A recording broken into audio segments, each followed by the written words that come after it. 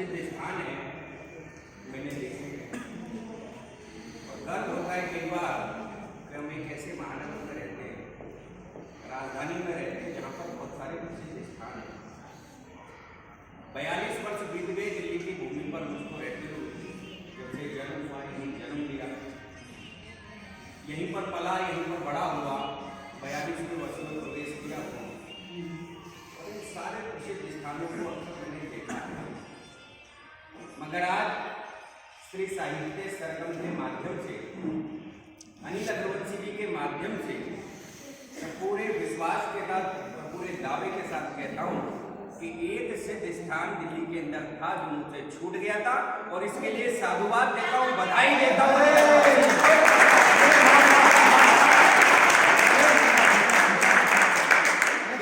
के माध्यम से एक सिद्ध स्थान पर मुझे आने का आज अवसर मिला। आप लोगों के चेहरे की मुस्कान, आपकी ऊर्जा देखकर मन बहुत द्रवित हो रहा था, हृदय में लग रहा था कि एक आज बहुत अच्छे स्थान पर आ गया और बार बार अंदर ही अंदर मन से अनिल अग्रवंशी जी को, विनय विनम्र जी को और इनके पूरे टीम को अंदर ही अंदर साधुवाद दे रहा था कि शायद आज मैं यहाँ नहीं आता तो जीवन के कुछ ऐसे अनमोल पलों को देखने से, उनको जीने से, उनका साक्षी बनने से छूट जाता तो शायद मेरे जीवन में कुछ एक विशेष अहमियत रखते और मेरे जीवन के यादगार क्षण हैं।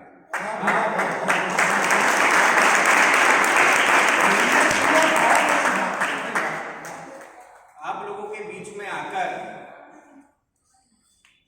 जो संवेदनाएं अनिल अग्रवंशी जी के हृदय में जन्मी, जिसको हमने यहाँ पर देखा, कुछ ऐसे भाव मेरे भी मन में आ रहे थे और जो भाव मैं कहने को आतुर था और साथ नहीं जुटा पा रहा था। देखिए अच्छाइयाँ कहाँ से दिखती हैं आपको देखिएगा भावनात्मक रूप से। हम कई बार चरण पर कैसे आते हैं, जब मेरे मन में ये भाव आए कि बच्चों ने जो 4 बच्चे ये लड़कियाँ बैठी थी और जो संगीत पढ़ के लोगों ने बहुत अच्छा गाया। कई मोदी जी ने दिव्यांग एक शब्द दिया, आप लोगों के लिए दिव्यांग रहेंगे तो निश्चित रूप से कहीं ना कहीं कुछ दिव्यता आपके अंदर है। ईश्वर ने यदि कोई एक चीज आपसे ली तो ये यकीन यानी कहीं ईश्वर ने दूसरी कोई अच्छी चीज आपने जरूर दी, जिसके बल पर मोदी जी जैसा संत आपको दिव्यांग जैसा शब्द दे गया। एक बार चाहता हूँ पूरा सदन एक बार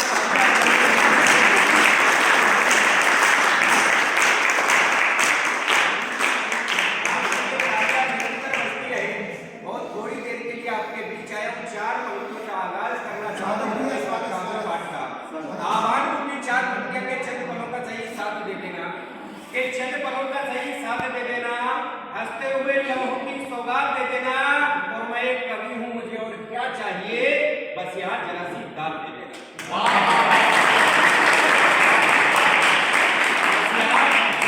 दाद दे देना। आपकी दाद यदि मुझ तक भी पहुंच गई तो निश्चित रूप से एक अच्छे क्षणों की सौगात को लेकर हम लोग भी आपके बीच से जाएंगे।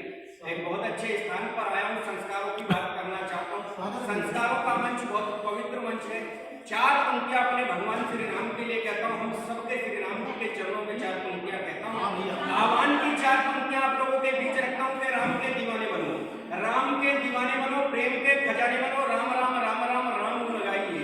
पिछले वर्ष हमने देखा कि भगवान श्री राम के मंदिर का निर्माण की जो रूपरेखा तैयार मोदी जी के नेतृत्व में हुई, शायद हमारे पुरखों के जीवन का एक ऐसा ऐतिहासिक क्षण, जिस प्रकार भागीरथ के जीवन में एक ऐसा तब का वो क्षण आया जब उनके पुरखों ने तपस्याएं की और उन तपस्याओं का फल उनके भाग्य में नहीं मिल पाया। तब उन्हीं के पीढ़ी का एक भागीरथ आया जिसने उसी तपस्या को जारी रखा और सारे पूर्वजों की तपस्याओं का फल केवल और केवल भागीरथ के हिस्से में आया और गंगा धरती पर अवतरित हुई।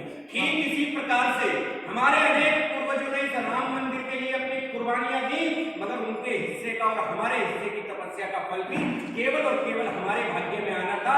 और मोदी जी के नेतृत्व में आज भगवान श्री राम के मंदिर का निर्माण होते हुए हम लोग देख रहे हैं। 4 पंक्तियां उसी भगवान श्री राम के लिए कहता हूं कि राम के दीवाने बनो, राम के दीवाने बनो, प्रेम के खजाने बनो, राम राम राम राम राम गुण गाइए। क्या करना है आप लोगों को 4 पंक्तियों के माध्यम से बताता हूं कि राम के दीवाने बनो, प्रेम के खजाने बनो, राम राम राम राम राम गुण गाइए।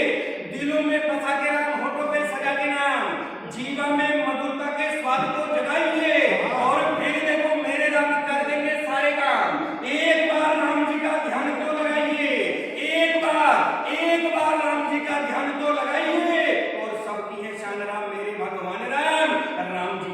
राज्य राम राज्य लाइए।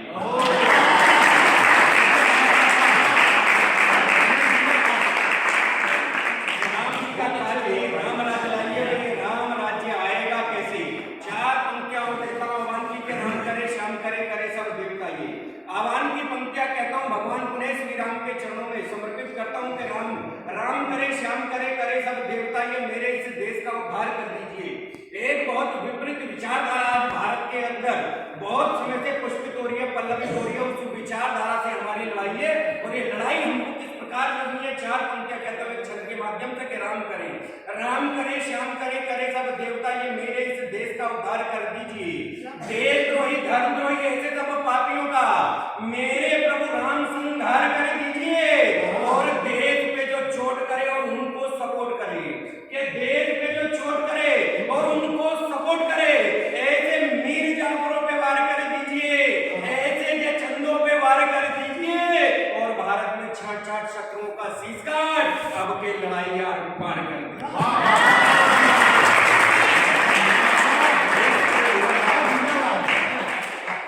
अब के लड़ाई यार पार कर दिए। लड़ाई को आर पार करने का समय आ चुका है। एक अच्छा नेतृत्व इस बार आपके पास है केंद्र के अंदर। चार पंक्तियां और कहता हूं अगर केंद्र के अंदर एक अच्छा नेतृत्व बनने से हो सकता है कि आपको साहस मिल जाए, संबल मिल जाए, संसाधन भी मिल जाए, मगर हौसला तो आपके जिगर का चाहिए। और यह हौसला कैसे मिलेगा?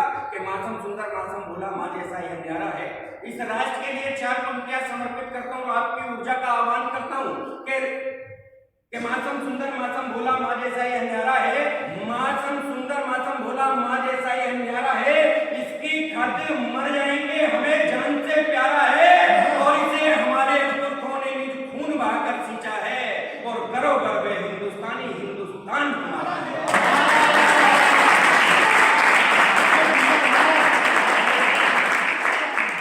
करो गर्व हिंदुस्तानी, हिंदुस्तान हमारा है। और ये हिंदुस्तान किस प्रकार सदा हमारा रहेगा? चार पंक्तियां और कहता हूं कि किसी की आंख में बनके चमक तुम बंद हो जाओ, किसी की आंख में बनके चमक तुम बंद हो जाओ, प्रभु की वंदना में तुम जीत के बंद हो जाओ। और युवाओं थाम कर झंडा विश्व में फिर से फहरा दो। विवेकी बन के जागो तुम, विवेकानंद हो जाओ।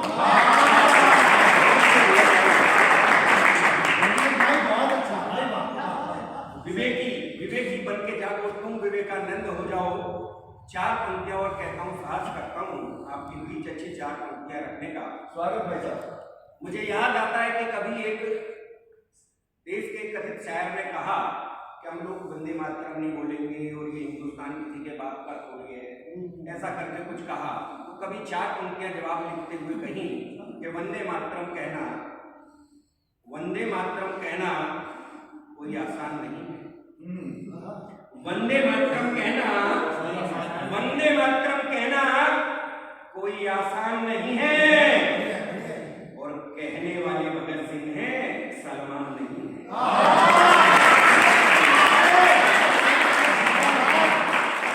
वंदे मातरम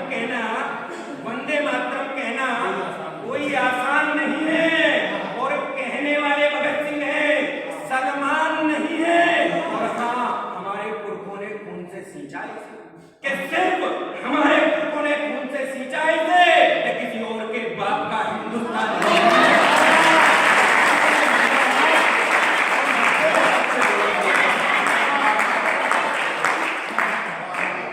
किसी और के बाप का हिंदुस्तान नहीं है।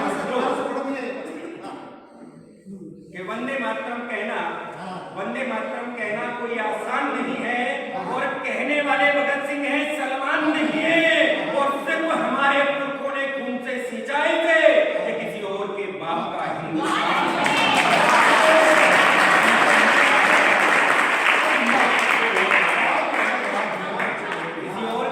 किसी और के बाप का हिंदुस्तान नहीं है। मुझे समय 15 मिनट ले लेंगे, मुझे बता के ये क्या और दो पढ़ो ना आप, 2 मिनट में बोल पढ़ो भाई इसी चैनल के सही निर्णय लिया जाता है जब कहीं कंफ्यूजन होती है। एक मुद्दा और कहता हूँ आपके बीच, ये भारत यूं नहीं होता, ये भारत यूं नहीं होता। हम बहुत पहले नहीं विकसित हो चुके होते शांत हम आज भी विकासशील है। इसके पीछे कारण क्या हो सकते हैं? सबके अपने अपने तर्क हो सकते हैं, अपने अपने वैचारिक स्तर पर लोगों की परिभाषाएं हो सकती हैं, मगर एक कवि के मन से जो निकला कि आखिर क्या कारण है कि हम विकसित नहीं हो पाए, आज भी विकासशील है। चार पंक्तियां कहता हूं कि ये भारत यूं नहीं होता, ये भारत यूं नहीं होता अगर जयचंद ना होता।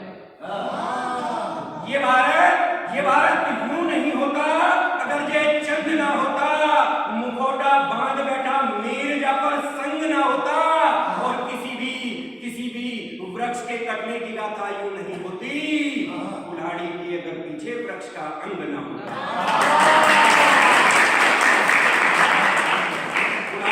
कुल्हाड़ी के अगर पीछे वृक्ष का अंग ना होता। मित्रों, हम जब छले गए, हम घर के भीतर पल रहे गद्दारों से छले गए, शायद पड़ोस के शत्रुओं पर तो इतना साहस नहीं था जो हमसे आमने सामने की लड़ाइयां लड़कर जीत पाते, और इसका प्रमाण हमने समय समय पर दिया है। ये केवल खोखली बातें नहीं है जो हम लोग मंचों पर कहते हैं, इसका प्रमाण हमारी सेनाओं ने, हमारी सत्ताओं ने, हमारी सरकारों ने समय समय पर दिया है कि जब जब भारत के पड़ोसियों ने भारत पर आंख उठाने का साहस किया है तो उनकी आंखों को नीचा करने का साहस भी हम लोगों ने किया है, और अवसर मिला है तो हमने उन आंखों को फोड़ने का भी काम हमने किया है। मगर जब छले गए तो इस देश के अंदर पल रहे शत्रुओं से छले गए। चार पंक्तियां, अंतिम चार पंक्तियां कहता हूं, अंतिम चार पंक्तियां कहकर अपना स्थान दूंगा कि आज शहीदों के गीतों में हिंदुस्तानी लय लूं। क्या मन है कविता के माध्यम से क्या संदेश देना चाहता हूं कि आज शहीदों के गीतों में हिंदुस्तानी लय लूं, देश के दुश्मन के हृदय में शेरों वाला भय दूं, और अब जल आमिर और कसाबों ओवैसी पर क्या लिखना कि अब जल आमिर और कसाबों ओवैसी पर क्या लिखना, और तेरे मेरे सबके दिल पर भारत मां की जय।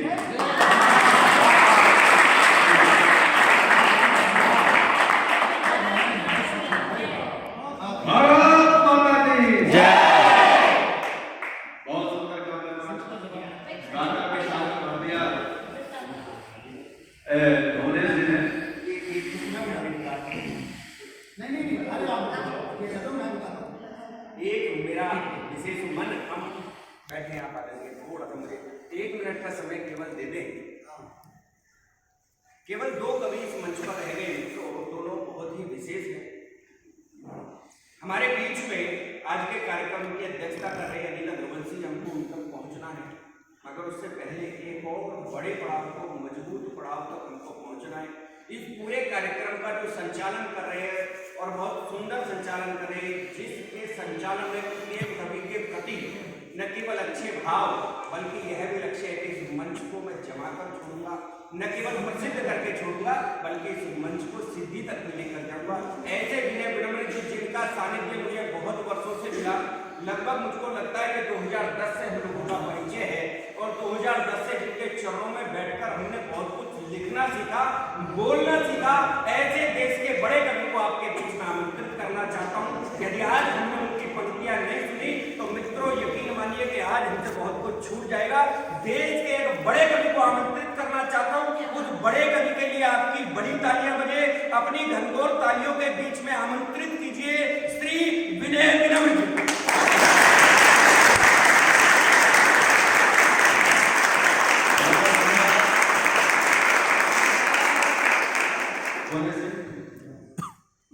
मैं अक्सर आप सबके बीच आता रहता हूँ और सेवा भाव से कुछ सुनता भी हूँ, कुछ सुनाता भी हूँ, और मेरा ये मानना है जो सुन सकता है वही बोलेगा।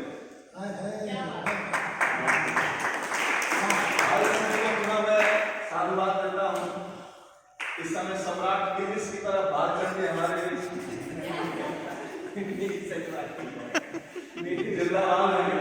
आनंद भी लेना है, हंसना भी है, और जहाँ भी मैं कहता हूँ एक कार्यक्रम वहाँ से शिफ्ट होकर के इधर आया कई तरह की समस्याओं संकट से, लेकिन मैंने सभी कवियों से यही कहा कि जो कि कार्यक्रम का संयोजक एक कवि है, इसलिए कार्यक्रम तो होगा।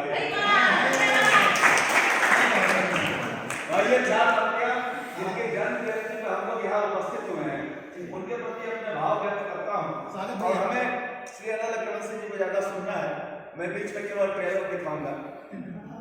तो 4 पंक्तियां मैं निवेदित करता हूं कि प्रेम अनुराग से भर गया मेरा मन,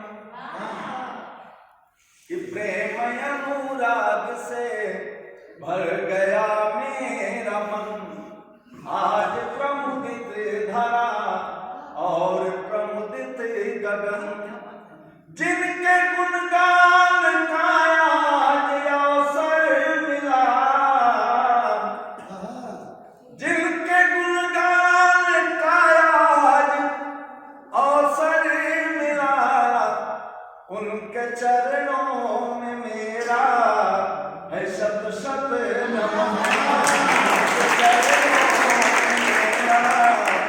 शत शत नमन। ऐसे महान संत लुई ब्रेल जी को मैं प्रणाम करता हूं।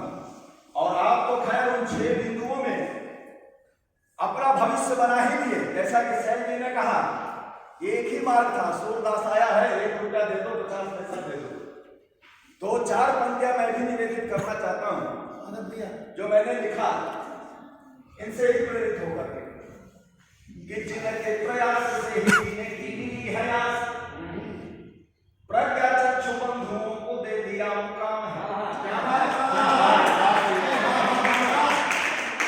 जिनके प्रयास से ही जीने की मिली है आस, प्रज्ञा चक्षु बंधुओं को दे दिया मुकाम है, जिंदगी जहर बन जाती जग जानता है, शिक्षा कोई होती जैसे कल्पना का नाम है, लिपि के प्रकाश से अशिक्षा का हुआ विनाश, जीवन की गति तब से ही अविराम है, लिपि के प्रकाश से अशिक्षा का हुआ विनाश, जीवन की गति तब से ही अविराम है, जन्मदिन पर शुद्ध सुमन समर्पित है, संत लुई ब्रेल को प्रणाम है,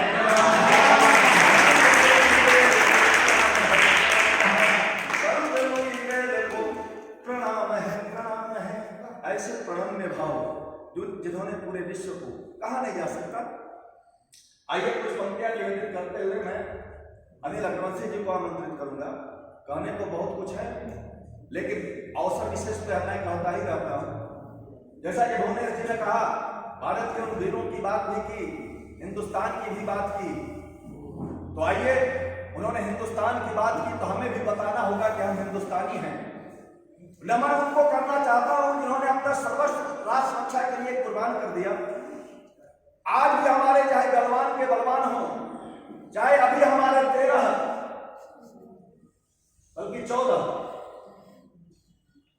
सेनाध्यक्ष, सर्वोच्च सेनाध्यक्ष के साथ अपना सर्वस्व अर्पण कर दिया, राष्ट्र के लिए आहुति कर दिया। पुलवामा के जवान हो, गलवान के बलवान हो, या तमाम हमारे क्रांतिवीर, तब मैं कहना चाहता हूं कि वतन पे जो हुए कुर्बान उनको है नमन मेरा, मिटा सर्वस्व है अभियान उनको है नमन मेरा, उठा शमशीर बन रणवीर मां की पीर हरती है, बढ़ाई राष्ट्र ध्वज की शान उनको है नमन। ऐसे भी होते थे कि सदा मां भारती किसान में आगे ही बढ़ते थे, तोड़कर वक्त चट्टानों का अपना मार करते थे, समय अनुकूल या प्रतिकूल हो चिंता नहीं उनको, बोल जय हिंद शत्रु दुर्ग पे निर्भीक चढ़ते थे, बोल जय हिंद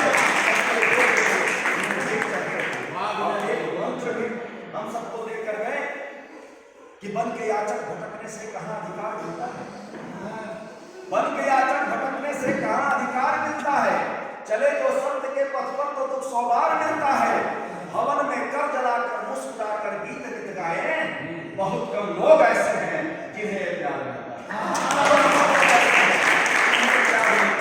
यहाँ बच्चे बैठे हैं, बच्चों ने इतिहास रचा है। एक कविता यहाँ पर मैंने अभी तक पढ़ा नहीं, पढ़ना चाहता हूँ, बताना चाहता हूँ। जिन गद्दारों की बात इन्होंने किया, मीर जाफरों की बात की, जयचंदों की बात की, हमारे राष्ट्र को खतरा, भारत को खतरा केवल भारत में छिपे हुए कुछ गद्दारों से ही तो है, अन्यथा भारत तो विश्व विजेता था, है और रहेगा। चाहे आचार्य चाणक्य से लेकर आज तक आप अनेक उदाहरण ऐसे आते हैं, अन्यथा युवाओं का तो नंबर ही नहीं लगेगा। तारकों में तार से ही खेलें। इन बच्चों ने इतिहास रचा है, दृष्टांत के बिना सिद्धांत समझ में नहीं आता। वही दृष्टांत मैं देना चाहता हूं। 5 वर्ष का बालक होने से ध्रुव परमात्मा के गोद में बैठे कथा आप लोग बहुत कराते हैं, हम लोग सुनते भी हैं। 5 वर्ष के बालक ध्रुव परमात्मा के गोद में बैठे, 5-6 वर्ष के बालक प्रहलाद भगवान नरसिंह को खम्भ से प्रकट होने के लिए विवश कर दिया। 7 वर्ष का बालक भगत सिंह खेतों में बंदूकें बोता था। यहाँ हमारी माता सत्या विराजमान है। पन्ना धाय ने अपने 7 वर्षीय बालक चंदन को राष्ट्र रक्षा के लिए कुर्बान कर दिया। महाराणा प्रताप के पिता बालक उदय सिंह को बचाने के लिए उसके स्थान पे अपने बच्चे को सुला देती है। उसके आंखों के सामने उसके टुकड़े टुकड़े कर दिए जाते हैं और वहां सहन करती है। उद्देश्य क्या था कि अगर राजा सुरक्षित होगा तभी राष्ट्र सुरक्षित रहेगा। आप हमारा धीरे धीरे रिदम के साथ साथ निभाइएगा, ज्यादा तेज तालियां नहीं, रिदम के साथ बजाइएगा और अपने मुंह से भी थोड़ा सा बोलिएगा। बस इतनी आवश्यकता है। फिर हम अनिल जी को आमंत्रित करेंगे इसी गीत के साथ केवल 2-3 मिनट में कि हम सच्चे हिंदुस्तानी हैं, हम सच्चे हिंदुस्तानी हैं, हम सच्चे हिंदुस्तानी, हम सच्चे हिंदुस्तानी, हम अच्छे हिंदुस्तानी, हम सच्चे हिंदुस्तानी हैं। देखो तुम इतिहास खोल कर हमने लिखी कहानी है, देखो तुम इतिहास खोल कर हमने लिखी कहानी है। हम बच्चे, हम बच्चे, हम बच्चे, हमारी आवाज नहीं है बच्चों। हम बच्चे हिंदुस्तानी, हम सच्चे हिंदुस्तानी, हमें अच्छे हिंदुस्तानी। देखो तुम इतिहास खोल कर हमने लिखी कहानी है, देखो तुम इतिहास खोल कर हमने लिखी कहानी है। हम बच्चे हिंदुस्तानी, हम बच्चे हिंदुस्तानी, हम अच्छे हिंदुस्तानी। मत बोलो कटुआ कभी भी हमने सबकी सुनी है, मत बोलो कटुआ कभी भी हमने सबकी सुनी है। आज हम नगर से नफरत हो हमने कैसी बाती है, आज हम नगर से नफरत हो हमने कैसी बाती है। लिखते हैं हम बाप सिंह के हमसे निकला पानी है, लिखते हैं हम बाप सिंह के हमसे निकला पानी है। हम बच्चे हिंदुस्तानी, हम सच्चे हिंदुस्तानी। मातृभूमि भारत माता की आंखें जब जब रोई है, मातृभूमि भारत माता की आंखें जब जब रोई है। हमने छुपकर तब खेतों में बंदूकें ही बोई है, हमने छुपकर तब खेतों में बंदूकें ही बोई है। हंसकर फांसी झूल गए हम, हंसकर फांसी झूल गए हम, देशभक्त बलिदानी है। हम बच्चे हिंदुस्तानी, हम सच्चे हिंदुस्तानी, हम अच्छे हिंदुस्तानी। कृष्ण कृष्ण हो भाग मत पढ़ लेना कभी सुकून से, कृष्ण कृष्ण हो भाग मत पढ़ लेना कभी सुकून से।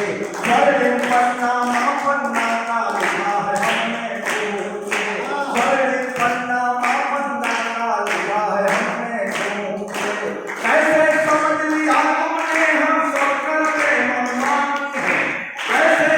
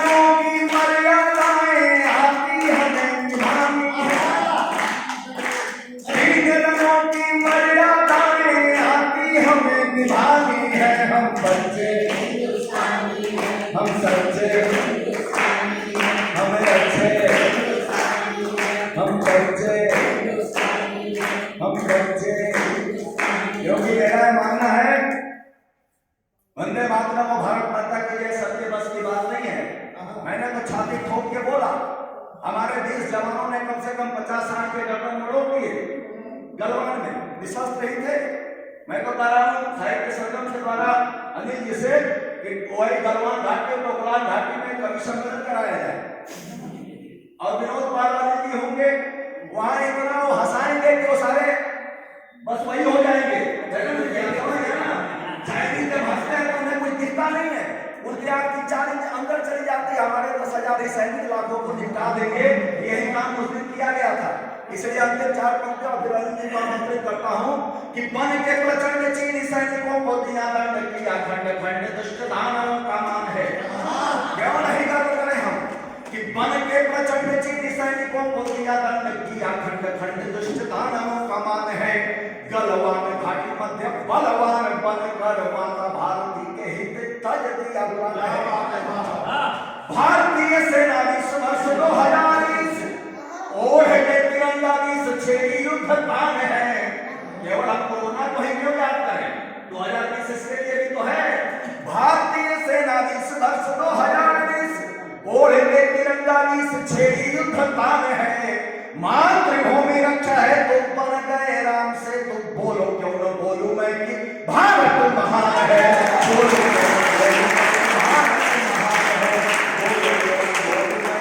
भारत महान है। आइए अब आज के मंच की अध्यक्षता कर रहे हैं, जिनके सहयोग है, जिनके सानिध्य में आज गुरु जयंती का कार्यक्रम प्रतिकूल परिस्थितियों में भी संपन्न हुआ और श्री साहित्य सरगम का उद्देश्य आम जनमानस तक पहुंचाने का जिनका दायित्व है, कला और साहित्य के प्रति, कलाकार और साहित्यकारों के प्रति, और हर कम मौला एक ऐसे कवि होता है, सभी विधाओं में लिखता है, उसकी पहचान मन से टीम वर्क में की जाती है। तो आइए आपके चेहरे पर फिर से मुस्कान लाने के लिए और आज के मंच की अध्यक्षता कर रहे श्री अनिल अग्रवाल जी को आमंत्रित करूं, लेकिन एक वादे के साथ आमंत्रित करूंगा कि कांटों से जिन्हें प्यार जताना नहीं आता, कांटों से जिन्हें प्यार जताना नहीं आता, उनको कोई गुलाब उगाना नहीं आता। और 2-4 पल मिले उससे हंसकर के, जो 2-4 पल मिले उससे हंसकर गुजार दें, फिर लौट के कम वक्त जमाना नहीं आता।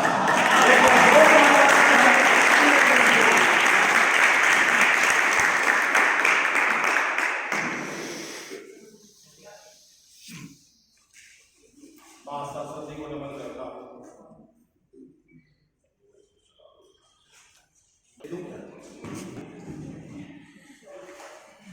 आप सभी की उपस्थिति को नमन।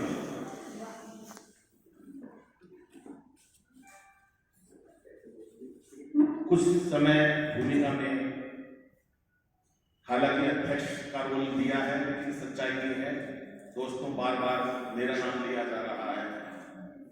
मुझे लगता है कि इसकी कोई आवश्यकता है श्री साहित्य सरगम, वो संस्था जो देश में अन्य विद्यालय, अनाथालय, वृद्धाश्रम में कार्यक्रम करती है। और ये जो तमाम कवि हैं, शुरू में कहा कि उन कवियों को मौका मिलता है कि जिनको कोई मंच पर नहीं बुलाता। ऐसा नहीं है मित्रों, कि जितने मंच पर कवि हैं सभी सिद्ध हस्त कवि हैं, और ये वो कवि हैं जो पूरे देश में जाते हैं। श्री साहित्य सरगम उन कवियों को भी बुलाता है जिनको मौका नहीं मिलता है, उनके लिए गोष्ठी भी होती है। लेकिन यहाँ जितने कवि हैं वो सारे बहुत श्रेष्ठ हैं। उर्वशी जी ने बहुत अच्छे दोहे पढ़े, गीत पढ़ा, मैं उन्हें साधुवाद देता हूँ। हास्य बहुत कम लिखती हैं कवित्रियाँ, उन्होंने हास्य के ऊपर जो कंटेंट था उनका बहुत अच्छा था। दीपाली जी का मुझे अच्छा लगा, वो बहुत बढ़िया पढ़ा। विनोद पाल जी ने बहुत हंसी लिखाई आपके समक्ष, क्योंकि बहुत अच्छी है। और आज तो समय थोड़ा हुआ, मैं तो आपको और घंटों हंसा सकते थे। विनोद पाल जी आपने अक्सर उनको सुना होगा यूट्यूब पर। भुवनेश भाई एक कवि के रूप में आप उनको देख रहे हो, वीर रस उन्होंने बहुत अच्छा पढ़ा। ना केवल वीर रस उन्होंने अच्छा पढ़ा, बल्कि वो समाज के लिए और देश के लिए बहुत अच्छा काम करते हैं। और शैलेंद्र ने जो आज पूरे कवि सम्मेलन की सबसे श्रेष्ठ रचना अगर कोई पढ़ी, वो है गंगा माता के लिए जो पढ़ाई। हमारा भाई, छोटा भाई रजनीश, जिन्होंने बेहतरीन काव्य पाठ किया। और मुझे लगता है कि ये दोनों बच्चों के अलावा मैं और भी कोई कार्यक्रम किए हैं, उसमें भी बहुत सारे हमारे ऐसे भाई जो बहुत अच्छा लिखते हैं। और चारों बेटियों ने जो मधुर संगीत यहाँ गाया, बस मैं उनसे निवेदन करूँगा थोड़ा खुल के अच्छा जोर से अगर उसको और ज्यादा उसमें गाते तो और ज्यादा श्रेष्ठ रहता, क्योंकि मैंने कई वर्षों तक संगीत किया है, लेकिन उनके इसी संगीत के मैं बहुत अभिभूत हुआ और मैं उनको साधुवाद देता हूँ कि इस विद्यालय के अंदर संगीत के प्रति भी और ज्यादा आगे जागरूक रहेंगे। भाई विनय विनम्र 2-3 कार्यक्रम साल में श्री साहित्य संगम के तहत करते हैं, जिसमें अन्य विद्यालय ऐसी जगह पर वो कार्यक्रम करने के लिए व्यवस्था बनाते हैं, बहुत ही मेहनत से कार्य करते हैं। और श्री भालचंद जी जिनका फोन आया, इस पूरे परिसर का नेतृत्व करते हैं। साधना जी किसी व्यस्त कार्य के लिए व्यस्त हुई तो नीचे चली गई है। मैं आप सभी का आभार व्यक्त करता हूँ। कोरोना काल में अपना ध्यान रखिएगा, जरूर मास्क लगाइएगा और कुछ ऐसी भी सभी सावधानियां बरतें जिससे ये बीमारी बहुत जल्दी हमसे दूर हो। अगली बार फिर आपके बीच में बहुत भीड़ के बीच में अच्छा कभी सम्मेलन करेगा। और मेरे बारे में कहीं अंतर्राष्ट्रीय, कहीं देश विदेश में, ये तो मेरा अध्यक्षीय भाषण था जो आपने सुना। अब मैं अगर आपके समक्ष बच्चों कितना सुनाऊं, मेरे सामने ये दिक्कत नहीं है कि मैं 15 मिनट सुनाऊं, 2 घंटे सुनाऊं, 3 घंटे सुनाऊं। मेरे सामने ये है कि मेरे प्यारे प्यारे बच्चों को समझ में क्या आएगा और समझने के अलावा उनके चेहरे पर मुस्कुराहट कैसे आ सकेगी। एक बार मुझे सब लोगों को तल्लीनता का पता चले और जितने बच्चे बैठे हैं एक बार सब बिना ताली बजाए हाथ खड़े करेंगे, मुझे पता चलेगा कौन कौन लोग जुड़े हुए या सो रहा हो रहे हैं। 2 ही लोग खड़े बाकी तो सो रहे हैं, मैं तो अभी चेक करता हूँ, अभी और सो रहे 3 जने और सो रहे हैं और 4 बच्चियां सो रही है पीछे, उनके हाथ भी खड़े हुए हैं दोनों। एक बार हाथ खड़े करिए, दोनों हाथ खड़े करिए ना सारे बच्चे। अभी 3 बच्चे और सो रहे हैं। अब इन हाथों को तालियों में तब्दील करो, तालियां बजाओ यही बजे।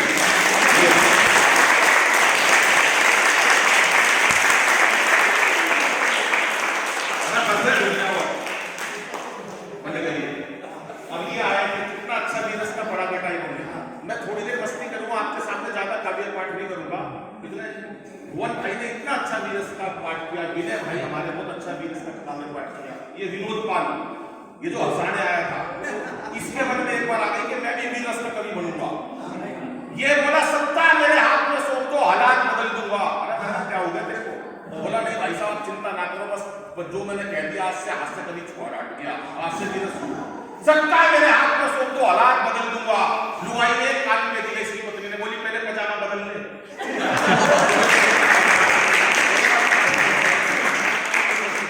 छोटी-छोटी मस्ती की बातें, ऐसी मस्ती की बातें जो आपके ध्यान तक पहुंचे, कोई ज्ञान ध्यान की बातें करना नहीं चाहता, कोई ऐसी कविता भी सुनाना चाहता जो आपके मन को, मैं चाहता हूँ मस्ती की बात करें। सुनिएगा मोदी जी की बात कि सत्ता को संभाल के ही मोदी ने ऐलान किया कि खुद नहीं खाऊंगा और खाने नहीं दूंगा मैं।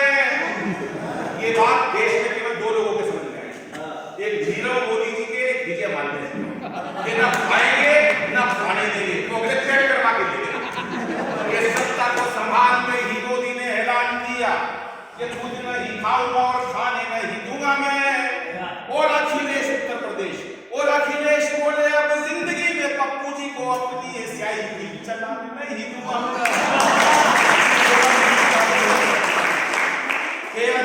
बोले चाहे कोई भी जुगाड़ करूं, गवर्नमेंट किसी को बनाने नहीं दूंगा मैं।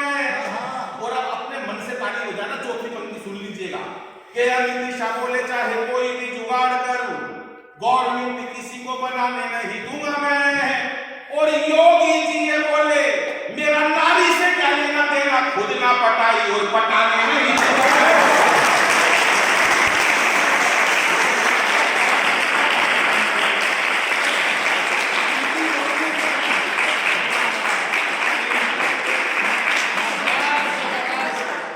नोटबंदी हुई, एक आया पेपर होते थे, बोले यार मोदी जी ने करवा दिया। मैंने कहा क्या हुआ? गया नोटबंदी करवा दी। मैंने कहा तेरे पर काला धन हुआ है, नोटबंदी तो इसीलिए हुई है। बोला यार मैं क्या करूंगा, तो रात रात में मर गया। मैंने कहा देख मोदी जी किसी काली चीज को नहीं छोड़ेंगे। बोले कैसे? मैंने कहा देख अमेरिका का राष्ट्रपति ओबामा,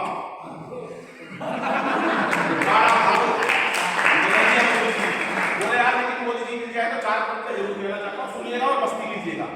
वो अगर मोदी जी मिल जाते तो काले धन वाला क्या कहता कि क्या पता था रातों रात हो जाएगी ऐसी बात। वो जी रात को आए भाइयों बहनों,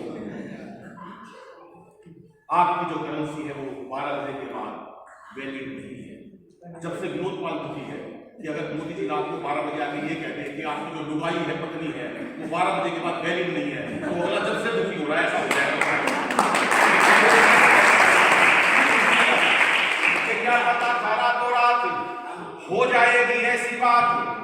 एक फरमान से ही सड़क पे ला दोगे, और हमें क्या पता थी ऐसी कड़क बनेगी चाय, एक घूंट से ही सारी जीव को जला दोगे।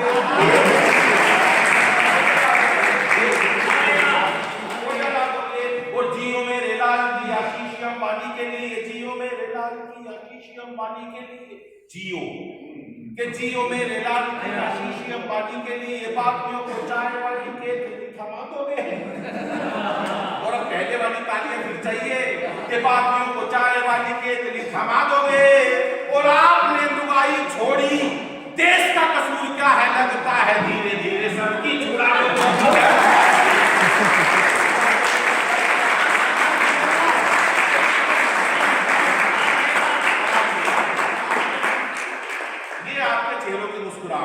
अब ये विनोद पाल पत्नी की बात बता रहा था। मैं ससुराल गया, मैंने अपनी पत्नी से बात करी, रिश्ता तय करने गया, इसकी शादी हुई, उर्वशी की शादी हुई। शादी की पहली रात 1 घंटे तक अपनी पत्नी से एक शब्द नहीं बोल सका, डर की मारी। एक घंटे तक एक शब्द नहीं बोल सका। 1 घंटे बाद बोला तेरा नाम क्या है?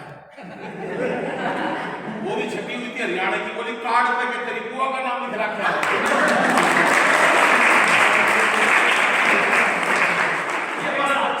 कोई मुकाबला नहीं, बचपन में पढ़ाई लिखाई में इसको कुछ खास आती नहीं थी। पिताजी ने साफ साफ कह दिया, देखो विनोद पाल सुन ले मेरी बात, कल तेरा रिजल्ट आने वाला है, मेरे को तेरे से कोई उम्मीद नहीं है, और तू अपना रिजल्ट इशारों में बताइए मेरे को। जब मैं इशारा करूं तभी बताइए, मैं वीआईपी लोगों से ध्यान रहता हूं, अगर तुमने ऐसा इशारा एकदम रिजल्ट बता दिया तो मेरी बेइज्जती हो जाएगी, क्योंकि तेरे से कोई उम्मीद नहीं है। ये बोला पापा इशारा कैसे करूं?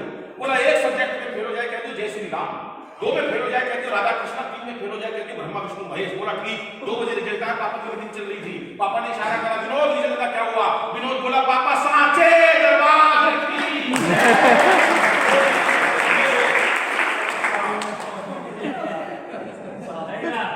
ये विशेष बात हो जाती है, मस्ती की बात होती है। सब बच्चों को मस्ती से रहना चाहिए, कोई तनाव नहीं होना चाहिए। एक बच्चे से पूछ लिया नहीं मास्टर जी ने, बेटे कांग्रेस की स्थापना किसने करी? कांग्रेस की स्थापना किसने करी, इसका जन्म कब हुआ?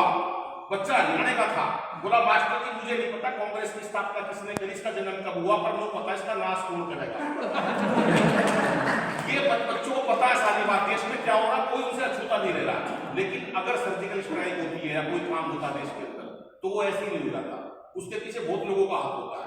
मैंने मोदी जी को कई बार सलाह दी है, रात को मेरे पर टेलीफोन आता तो मैं मोदी जी को बताता हूँ। मोदी जी ने कहा राम मंदिर, मैंने कहा बनवा दो, तब बनवाया है।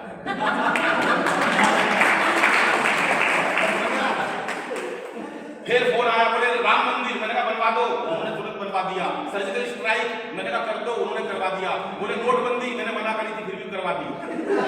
ये सब मोदी जी ने करा। ये काम क्यों करा, अब सुन लो कैसे करा, वो बता देता हूँ। सर्जिकल स्ट्राइक कि मोदी जी हमारे मन की भी एक बात सुनो, मोदी जी हमारे मन की भी एक बात सुनो, सैनिकों के शव और सह नहीं पाएंगे, कि खुद के ही बाजुओं पे कर लो भरोसा, तब तक दूसरों को पीड़ाएं सुनाएंगे। और घर घर कांपेगा कलेजा तब जालिमों का, घर घर कांपेगा कलेजा तब जालिमों का, वंदे मातरम उद्घोष जो लगाएंगे, और एक बार मारते तो देखो सिंह की दहाड़, ये 125 करोड़ लोग सीमा पे आ जाएंगे।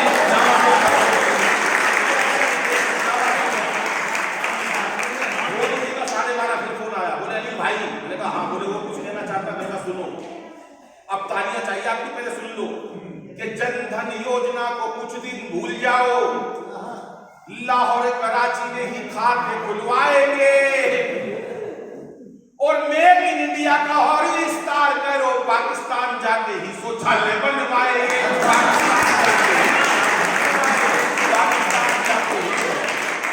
अब वहां से फोन आया राष्ट्रपति साहब का, बोले भाई दोनों देशों में प्यार जोड़ लो। मोदी जी बोले प्यार नहीं जोड़ूंगा, बोले प्यार जोड़ना पड़ेगा। पाकिस्तान के राष्ट्रपति का फोन मोदी जी के पास, बोले प्यार नहीं जोड़ूंगा। बोले क्यों? बोले एक ही शर्त पे जोड़ूंगा। बोले क्या? बोले अनिल से पूछ के बताऊंगा, मेरे से। मेरे पास टेलीफोन है 12:30, बोले भाई प्यार जोड़ लो, मैंने कहा जोड़ लो। अब मैंने देखा, बताया उनको मोदी जी को कि दोनों देशों में प्यार जोड़ना पाकिस्तान और हिंदुस्तान में कैसे जुड़ेगा। 4 पंक्तियां सुनना, और सबसे ज्यादा तालियां चाहिए आपकी। सुनो कि जो भी है तकरार की बातें, मोदी जी कहते ना उनके राष्ट्रपति को कि जो भी है तकरार तकरार की बातें दिल से सभी भुला देंगे और पाक से दुल्हनाते ही सारा कश्मीर सजा देंगे। जो भी है तकरार की बातें दिल से सभी भुला देंगे और पाक से दुल्हनाते ही सारा कश्मीर सजा देंगे।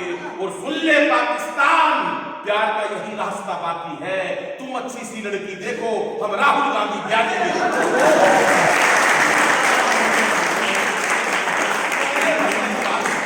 छोटी छोटी बातें हो जाती है कुछ ना कुछ, लेकिन आखिर में जब पाकिस्तान नहीं मरा तो 5 लोगों की टीम बनाई गई, 5 लोग पाकिस्तान को मार सकते। बोले बनाओ टीम। बोले number 1 Baba Ramdev.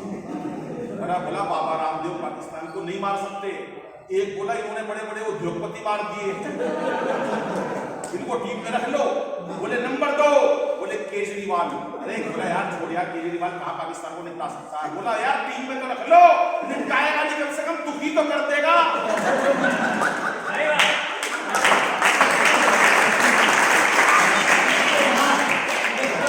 Number 3 Modi ji, international स्तर पर धूम मचा रखी है, मोदी जी का कोई मुकाबला नहीं। बोले रख लो टीम में। नंबर 4 राहुल गांधी जी। एक कह रहे राहुल गांधी भाई पाकिस्तान को नहीं निपटा सकते, उनको टीम में मत रखो। एक बोला यार इसने 125 साल पुरानी कांग्रेस निपटा दी।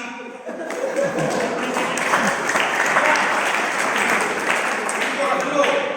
और 5वां आदमी जब कोई नहीं मिला तो आप विश्वास करना, 5वां आदमी भालचंद जी मेरे को रखा। 5 लोगों को टीम में रखा। 5 ने पाकिस्तान को कैसे निपटाया सुनिएगा। अंतिम चल पड़ता हूं कि रामदेव बोले यदि अपनी पे आ गया तो रामदेव बोले यदि अपनी पे आ गया तो पेट की तरह तुझे घुमा के मार डालूंगा। एक दोस्त आया मेरे पास रोते हुए, एक दोस्त आया रो रहा हो, दोस्त बुरी तरह रो रहा। मैंने कहा यार क्यों रो रहा है? क्या यार मेरे दादाजी गुजर गए।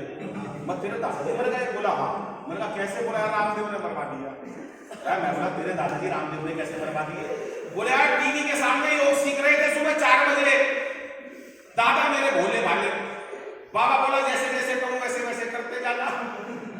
बाबा बोला सांस खींचो, दादाजी ने खींच ली। बाबा बोला और खींचो, दादाजी ने यार पेट यहां तक खींच ली। इतनी देर में लाइट चली गई। भगवान ने मेरा दादाजी खींच लिया, इतनी देर में लाइट आ गई। बाबा रामदेव टीवी में से बोल रहे थे कि इस प्रकार से तमाम लोगों का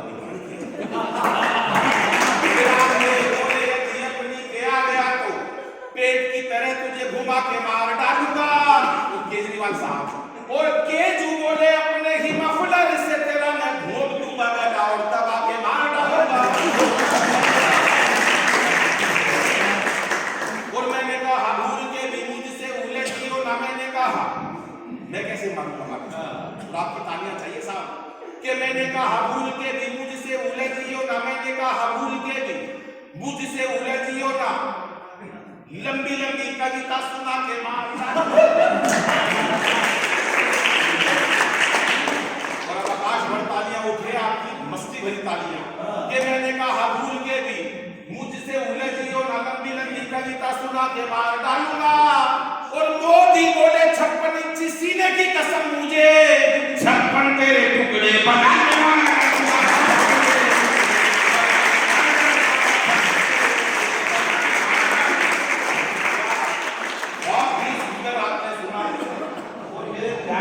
छोटे छोटे बच्चों और मेरे मित्रों, पूरे जो स्टाफ के लोग हैं, अगर आपको सभी कवियों का काव्य पाठ अच्छा लगा हो तो एक बार जोरदार तालियां बजाएं।